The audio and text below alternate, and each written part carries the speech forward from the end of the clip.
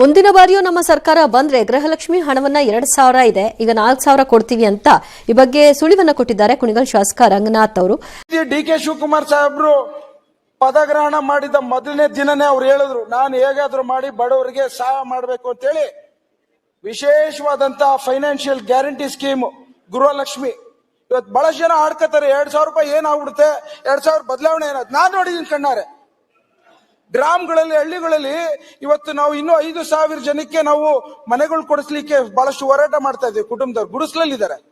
American ಕೂತ್ಗಳಲ್ಲಿ ಬುರ್ಡೆ ತಗೊಂಬಂದು ಈ ದೇಶದಲ್ಲಿ ಯಾವ ರಾಜ್ಯ ಯಾವ ಮೂಲೆಯಲ್ಲಿದೆ ನಮ್ಮ ಭೂಪಟದಲ್ಲಿ ಅಂತ ಗೊತ್ತಿಲ್ಲದೆ ಇರೋ ಪಟಿಂಗ ಬರ್ತಾನಿಲ್ಲ ನಮ್ಗೆ ಅಡ್ವೈಸ್ ಮಾಡಕ್ಕಿಲ್ಲ. ನೀವ್ ಹೆಣ್ಮಕ್ಳಿಗೆಲ್ಲ 2,000 ಕೊಡ್ತೀರಿ, ಫ್ರೀ ಕರೆಂಟ್ ಕೊಡ್ತೀರಿ. ಹಂಗಾಗಿ ಯಾರು ಕುಡಿತಾರೆ ವಾರಕ್ಕೊಂದು 2 ಬಾಟ್ಲು ಫ್ರೀ ಕೊಡಕ್ ಹೇಳಿ ಅಧ್ಯಕ್ಷರೇ, ಕುಡಿಲಿ ಅವರು ಪಾಪ. ಇದು ಆಕ್ಚುಲಿ ಚೆನ್ನಾಗಿರೋದು.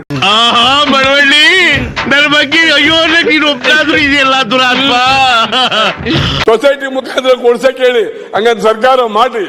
ಏನ್ ಮನೆ ಹಾಳು ಮಾಡಕ್ಕೆ ನಿಂತಿದ್ದೀರಾ ಅಂತ ಅವ್ರ ಸರ್ಕಾರ ಹಾಳು ಮಾಡಕ್ ನಿಂತ್ರೆ ನೀವು ಮನೆ ಹಾಳು ಮಾಡಕ್ ನಿಂತೀರಿ. ಚೆನ್ನಾಗಿದೆ ಇಬ್ರು ಜೊತೆಯಾಗಿ.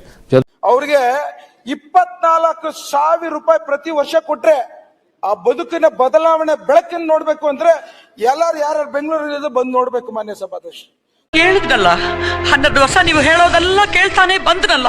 ಸುಳ್ಳಲ್ಲಿ ಗೋಡೆ ಕಟ್ಟಿ, ಸುಳ್ಳಿನ ತಾರಸಿ ಹಾಕಿ, ಸುಳ್ಳಿನ ಅರಮನೆಯಲ್ಲಿ ನನ್ನ ಸುಟ್ಬಿಟ್ರಲ್ಲ ನೀವು. ದಯವಿಟ್ಟು ಗ್ಯಾರಂಟಿ ಸ್ಕೀಮ್ ಗೃಹಲಕ್ಷ್ಮಿ ಬಗ್ಗೆ ಯಾರು ವಿರೋಧ ಮಾಡಿದ್ರೆ ಆ ಶಾಪ ತಟ್ಟುತ್ತೆ ಅನ್ನೋ ಮಾತನ್ನು ಹೇಳಲಿಕ್ಕೆ ಇಚ್ಛೆ ಪಡ್ತೇನೆ. ಇವತ್ತು ಒಂದು ಚಾಲೆಂಜ್ ಕೊಡ್ತೇನೆ, ಯಾರಾದ್ರೂ ಮುಂದಿನ ಸರ್ಕಾರ ಯಾವ್ದು ಬದಲಾವಣೆ ಆದ್ರೂ ಯಾರು ಗ್ಯಾರಂಟಿ ಸ್ಕೀಮ್ ನಿಲ್ಲಿಸ್ಲಿಕ್ಕೆ ಆಗಲ್ಲ ಅನ್ನೋ ಮಾತನ್ನು ಹೇಳಲಿಕ್ಕೆ ಇಚ್ಛೆ ಪಡ್ತೇನೆ. ಮಾನ್ಯ ತಾತನ ಮನೆ ದುಡ್ಡೇನೋಗ್ಬೇಕು.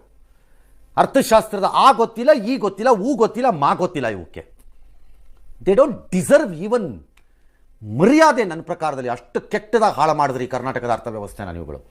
ಮಾತು ಹೇಳ್ತೇನೆ, ಮುಂದಿನ ಸಾಲಿನ 2028ರಲ್ಲಿ ಸರ್ಕಾರ ಬಂದ್ರೆ 2,000 ಇರೋಂತ ಗ್ಯಾರಂಟಿ ಸ್ಕೀಮ್ ನ 4,000 ರೂಪಾಯಿ ನೀವೇ ಕೇಳಿದ್ರಿ ಮಾಡ್ಲಿಕ್ಕೆ ನಾವು ತಯಾರಾಗಿದ್ದೇವೆ. ರಘುಮೂರ್ತಿ ಅವರೇ, ನಮ್ಮ ಹತ್ರ ಪ್ರಿಂಟಿಂಗ್ ಮಿಷಿನ್ ಇದೆಯಾ? ಎಲ್ಲಿಂದ ತರಲಿ ದುಡ್ಡು? ಎಲ್ಲಿಂದ ತರೋದು ದುಡ್ಡನ್ನ?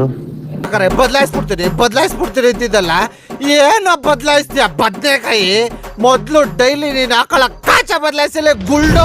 ಜಂಟಿ ಮಾಡಿರಪ್ಪ, ಮಾಡಿ ಜಂಟಿ ಆಗಿನಿ. ಅವ್ರು 2,000ದಿಂದ 4,000 ಮಾಡ್ತಾರಂತೆ. ಯಾರ ಮನೆ ಏನ್ ಕೊಡ್ಬೇಕಾಗಿದೆ ಅವ್ರಿಗೆ? ಯಾರ್ದು ಜನ ಕಟ್ಟಿರುವಂತ ದುಡ್ಡನ್ನ ಇವ್ರು ಕೊಟ್ಕೊಳ್ತಾ ಕುತ್ಕೊಳ್ತಾರೆ. ನೀವು ಎಣ್ಣೆನೂ ಕೊಡಿಸಿ, ಇನ್ನೇನಿದೆ. ಒಂದ್ ಕಡೆಗೆ ಅವರು 2,000 ರೂಪಾಯಿ ತಗೊಳ್ತಾರೆ, ಇವ್ರ ಕಡೆಗೆ ಎಣ್ಣೆ ಕುಡ್ಕೊಂಡು ಅಡ್ಡಾಡ್ತಾರೆ. ಚೆನ್ನಾಗಿದೆ ಅಲ್ವಾ?